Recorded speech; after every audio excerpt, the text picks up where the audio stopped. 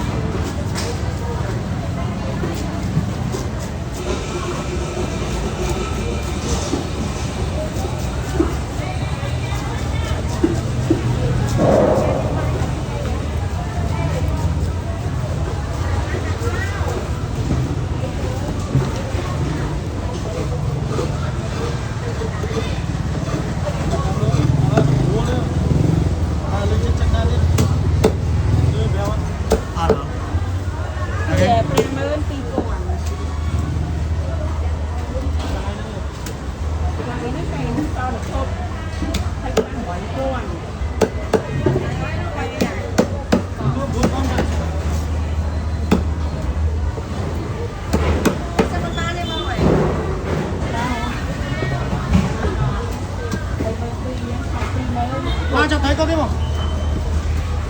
Cho thấy cái đi.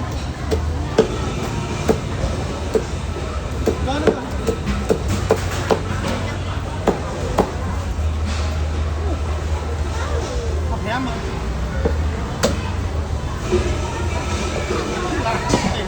Thấy mùi của con ở đâu?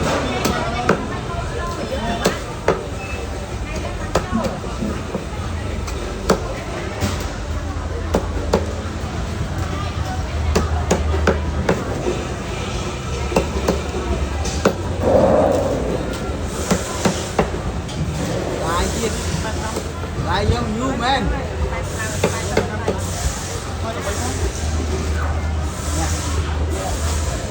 lại đây bông lại rồi ngay từ chiếc bàn kia này thấy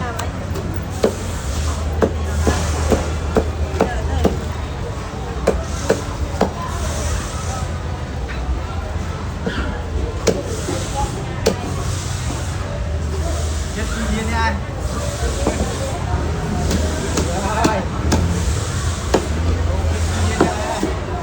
buông rồi bạn lấy cái này lấy cái này cho con mau nó không chơi cái